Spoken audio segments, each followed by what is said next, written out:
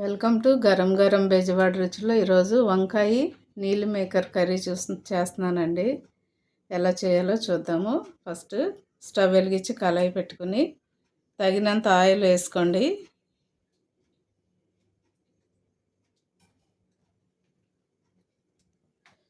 First meal maker ఇలాగా నానబెట్టాలండి. వాటర్లో నానబెట్టాలి ఒక అరగంట సేపు. నానిన తర్వాత బాగా కడిగి ఇలా పిండాలండి. గట్టిగా పిండితే దీనిలో ఉన్న వాటర్ అంతా కూడా బయటకు వచ్చేస్తుంది. అప్పుడు మనం దీనిలో ఆయిల్లో వేసేసుకుందాము.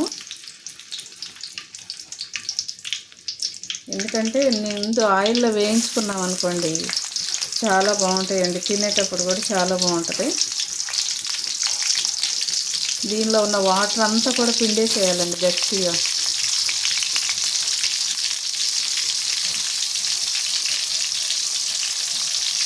చూడండి, ఇలా ఎర్రగా వేగాలండి.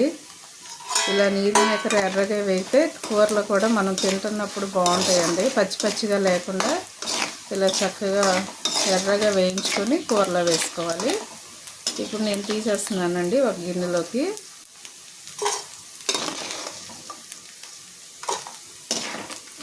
పెద్దవి అయినా అంతేనండి. ఇవి కొంచెం తక్కువగా నానబెట్టండి. నానబెట్టేటప్పుడు కొంచెం సేపు ఎక్కువ లేట్ లేకుండా ఒక అరగంట పావు గంట సేపు మాత్రమే ఉంచండి.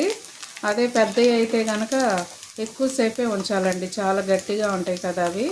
అందుకని ఎక్కువసేపు నానబెట్టుకోవాలి నీళ్ళల్లో. ఇవైతే కొంచెం సేపు చాలండి. 10 నిమిషాలు పావు గంట అలా నానబెడితే సరిపోతుంది.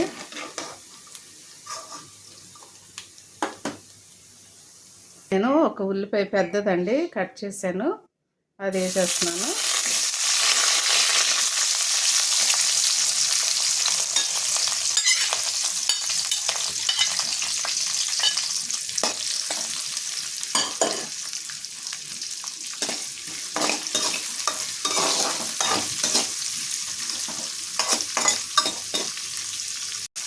దీనిలో కొంచెం కరివేపాకు వేసుకోండి. ఇప్పుడు నేను వంకాయలు వేసేస్తున్నానండి.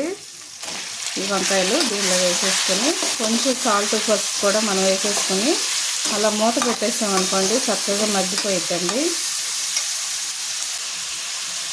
చూడండి, నేను 1/2 స్పూన్ వేసానండి సాల్ట్. స్పూన్ ఫుల్గా వేయద్దు, ఎందుకంటే కూర కొంచెమే ఉంది కదా. 1/2 స్పూన్ వేస్తే సరిపోయిద్దండి. సాల్ట్ కూడా తగినంత వేసుకోండి. కళ్ళుప్పు ఉంటే కళ్ళుప్పు వేసుకోండి, లేదంటే సాల్ట్ వేసుకోండి. వంకాయలు కోసినప్పుడు కూడా కొంచెం సాల్ట్ కానీ కళ్ళుప్పు కానీ వేసుకొని కొయ్యండి వంకాయ ఎప్పుడైనా కూడా. ఎందుకంటే కండ్ర ఎక్కకుండా చేదు రాకుండా, వంకాయలో ఒక చేదు ఉంటుందండి, ఆ చేదు ఫామ్ అవ్వకుండా ఉంటుంది. మనం సాల్ట్ కానీ కళ్ళుప్పు కానీ వేసి కోసామనుకోండి వంకాయ చక్కగా టేస్ట్ బాగుంటుంది. కొంచెం లేట్ అయినా కూడా మనకేమనిపించదు అనమాట. వంకాయ నల్లపడకుండా ఉంటుందండి. చూడండి, 2 టమాటాలు కూడా దానిలో వేసానండి.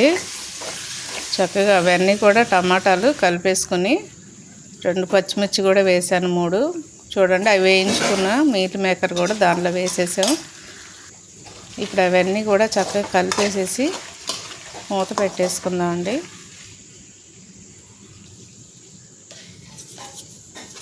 ఇప్పుడు కారం వేస్తున్నానండి.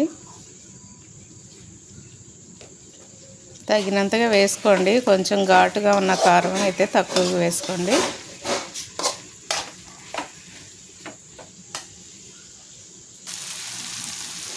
నేను దీనిలో వాటర్ వేసేస్తున్నాను. ఎందుకంటే కొంచెం మీల్ మేకర్ ఉడకాలి కదండి, కొంచెం ఎక్కువే వాటరే పడతాయి. కానీ కర్రీ మాత్రం చాలా బాగుంటుందండి. రైస్లోకి బాగుంటుంది, చాలా టేస్ట్ బాగుంటుంది. తప్పకుండా మీరు ట్రై చేయండి.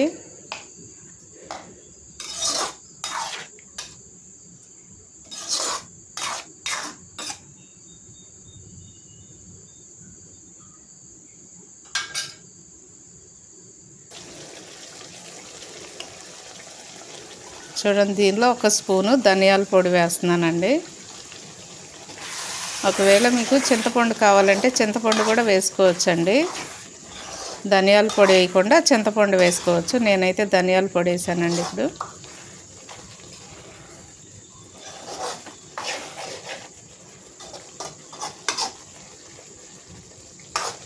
స్టవ్ మీడియంలోనే పెట్టుకోండి, చక్కగా మగ్గిపోయిద్దండి.